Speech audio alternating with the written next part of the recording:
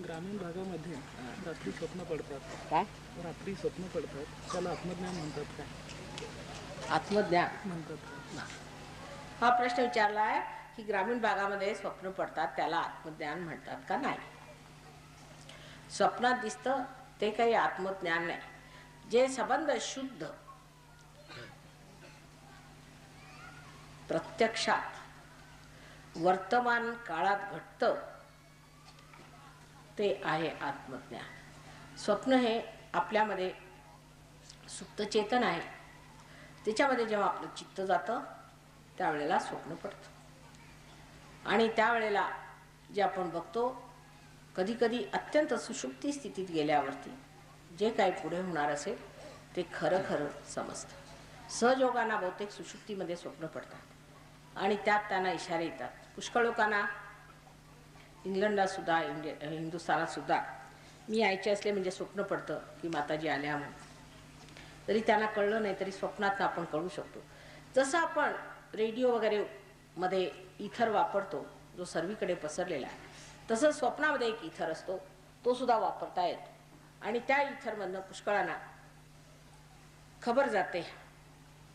ते करणं दुसरी गोष्ट आहे. पण बहुतेक ज्या माणसाला अजूनपर्यंत आत्मज्ञान झालेलं नाही त्याला जी स्वप्न येतात ती अत्यंत विक्षिप्त, आणखी त्याला काही अर्थ लागत नाही. पण एखादा गहन मनुष्य असला तर त्याला मात्र असं स्वप्न पडू शकतं की जे स्वप्न खरोखर परमेश्वराकडून त्या गहनावस्थेमध्ये ज्याला अचेतन म्हणतात तिथून आलेलं आहे.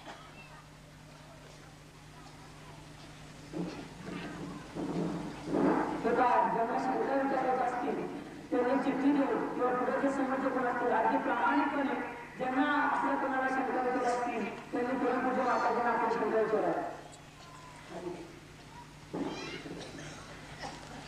पण एकदा हे सांगते ना मी की आत्मज्ञान म्हणजे काय ते समजलं म्हणजे तुमच्या शंका दुरुस्त होते. आत्मज्ञान म्हणजे काय? आता आत्म्याचं ज्ञान होण्याने होतं काय हा प्रश्न असायला पाहिजे. आणि कारण त्याचा मी प्रकाश एवढा टाकलेला नाही. तर आत्मज्ञान म्हणजे आत्म्याचं ज्ञान म्हणजे स्वतःबद्दलचं ज्ञान. आता आपण असं म्हणतो की हे माझं घर, हे माझं गाव, हे माझं, ही माझी साडी, हे माझं तो. पण माझं म्हणजे ते मी नाही. मग मी कोण आहे? मी कोण आहे? जो मी आतमध्ये आहे तो कोण आहे? म्हणजे तो अजून हातात लागलेला नाही. तो कुठे दडलेला आहे? तो मी म्हणजे तो आत्मा. त्याचं ज्ञान झालं म्हणजे काय होतं?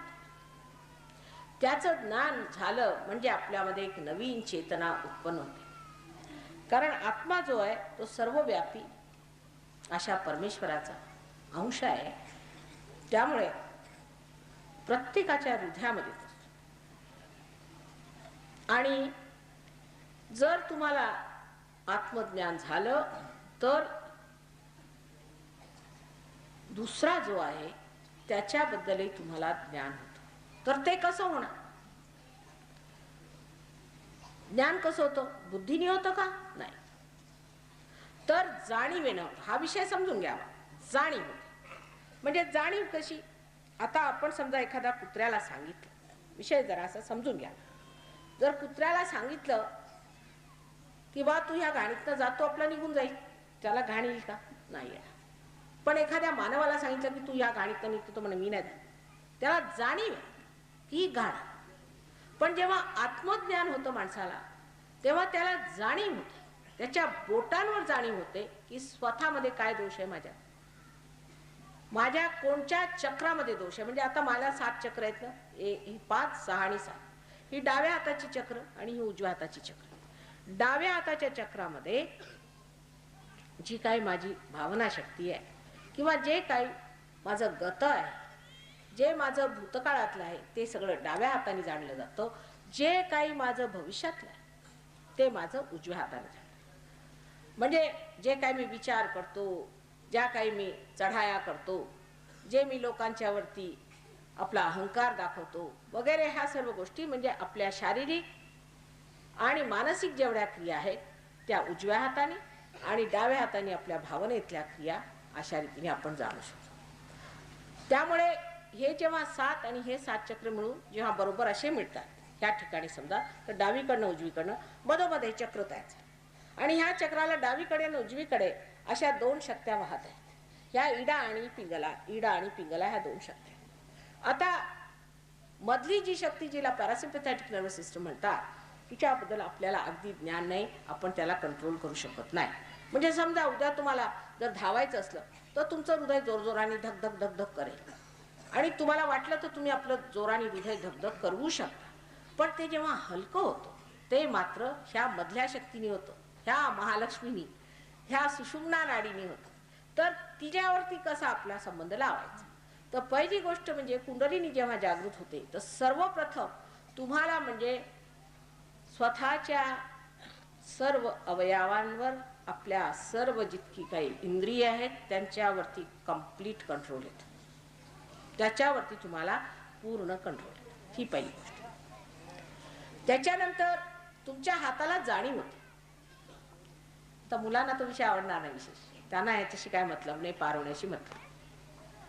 तर तुमच्या हाताला ही जाणीव येते की दुसरा मनुष्य, त्याला काय त्रास आहे, त्याची कोणची चक्र धरली. आता बोलायचं म्हणजे सूक्ष्मात सगळे बोलते, अहो माताजी ह्याचं आज्ञाचक्र धरलं. म्हणजे त्याचा अर्थ काय? त्याचा अर्थ ह्याला ग ची बाधा झाली आहे खरं म्हणजे. पण आपण असं कुणाला म्हटलं बाबा याला ग ची बाधा झाली म्हणजे झालं तो मारायलाच उठा.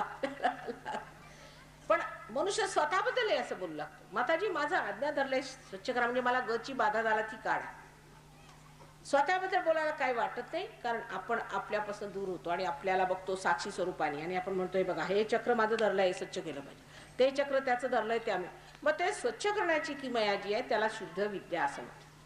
शुद्ध विद्या म्हणजे शुद्ध करण्याची विद्या. आता ही कुंडलिनी तुमच्यामध्ये शुद्ध इच्छा, शुद्ध इच्छा म्हणजे बाकी जितक्या तुमच्या इच्छा त्या अशुद्ध आहे. जर अशुद्ध नसत्या तर समजा एखादी इच्छा पूर्ण झाली तर मग तुम्ही दुसऱ्या इच्छेकडे कशाला जाता? आता पाटील साहेब म्हणाले की एकदम समाधान झालं, मला जा, एकदा मिळालं म्हणजे झालं. तेव्हा म्हणजे काय की जी शुद्ध इच्छा तुमची होती, परमेश्वराशी एकाकार होण्याची शुद्ध इच्छा, योग मिळवण्याची शुद्ध इच्छा होती, ती जागृत झाली आणि तिचं पूर्ण फलद्रूपता आली. म्हणजे तुम्ही समजले की आम्ही झालो, आता आम्ही बिघडलो, तुम्ही बिघडा. हे जे सांगून गेले की आमचं बी घडलंय ते तुमचं बी घडवून घ्या. आणि ते एकदा झालं म्हणजे मग काय समाधानात बसलो. तुका म्हणे मज अवघ्याचा कंटाळा, तू एक गोपाळा आवडसी, ही स्थिती होऊन जाते. ती स्थिती येण्यासाठी, अवघ्याचा कंटाळा येण्यासाठी तो एक गोपाळा आधी भेटला पाहिजे ना. तर तशी ती कुंडलिनी जागृत झाल्याबरोबर तुमच्यामध्ये सामूहिक चेतना येते, म्हणजे त्याची जाणीव येते. म्हणजे तुम्ही म्हणता, लहान लहान मुलं म्हणतात माताजी याची आज्ञा धरली, याचे हे धरलंय, मुलं लहान लहान त्यांना सगळं समजतं. तेव्हा ही एक उच्चतर स्थिती माणसाची होते, ती झालेली नाहीये अजून. आपण अर्धवट आहोत, अजून आपलं कनेक्शन लागलेलं नाही. हे एकदा कनेक्शन लागलं म्हणजे झालं. साधी गोष्ट, अहो जर तुम्हाला टेलिव्हिजनच्या गमती सांगितल्या, समजा जर तुम्ही टेलिव्हिजन पाहिलं, तुम्ही म्हणा काहीतरी सांगता माताजी, असं कसं शक्य की त्याच्यात रंगीत अगदी संबंध चित्रपटासारखे चित्रपट सगळं काही तुम्ही बघता, इथल्या बसल्या बसल्या लंडनचे काय, ऑस्ट्रेलियाचे काय, कुठूनही दिसता. तुम्हाला हे असं कसं, ते डबडं दिसतंय नुसतं, ते डबडं आणून इथे लावलं कनेक्शनला तर दिसेल की नाही, कारण तुम्ही म्हणजे मोठे भारी एक टेलिव्हिजन आहात, कॉम्प्युटर आहात, सगळं काही तुम्ही. आता हे आलं कुठं कॉम्प्युटर आणि टेलिव्हिजनच्या कल्पना, हे आपण आहोत म्हणूनच आपल्यात आलं. पण असलं कॉम्प्युटर तुम्ही पाहिलंय का की विचार न करताना सुद्धा सगळं काही कार्य करीत असतं. फक्त याचं कनेक्शन त्या परमेश्वराशी लावून बघा, म्हणजे सर्वात पहिल्यांदा सामूहिक चेतना आहे. तेव्हा किती होतं ते सांगता येत नाही एवढ्याच्या, पण आत्मज्ञानाने पहिल्यांदा स्वतःच्या शरीराबद्दल, मनाबद्दल, अहंकाराबद्दल सगळं ज्ञान होतं. इतकंच नव्हे तर दुसऱ्याच्या बद्दल सुद्धा ज्ञान होतं. आणि आत्मज्ञानाने मी परमेश्वराचा एक अंग आहे ह्याची जाणीव होते.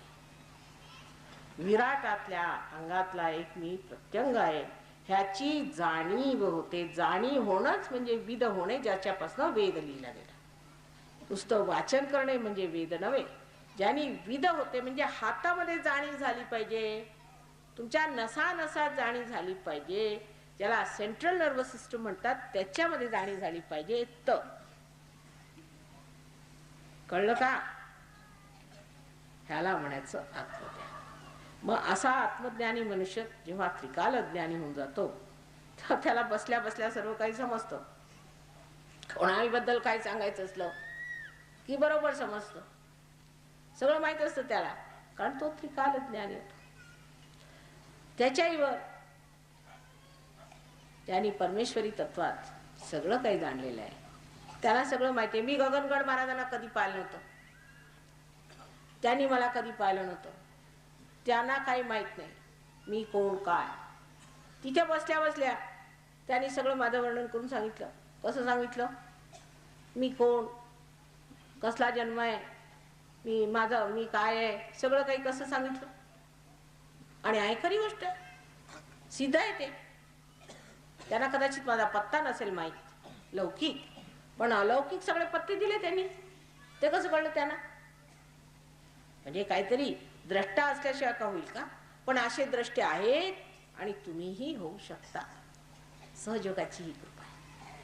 आणि सहज दिसायला साधं बी सुद्धा उद्या वृक्ष होतं, पण ह्याच्यात खटाखट. आता बघा, हे म्हणतात ना की आम्ही मागल्या वर्षीच पार झालो. एका वर्षात बघा तर हे कल्पतरूंचे आरव उभे झाले की नाही तुमच्या समोर, तुमच्यातलेच. त्या तुम्ही का नेऊन घ्यायचं? त्याला कसला प्रश्न? काय दुसरा प्रश्न? आता आत्मज्ञानाबद्दल थोडक्यात सांगितलं मी, पण तसं समजायला लागलं म्हणजे आपोआप तुमच्या लक्षात येईल किती ज्ञान आहे.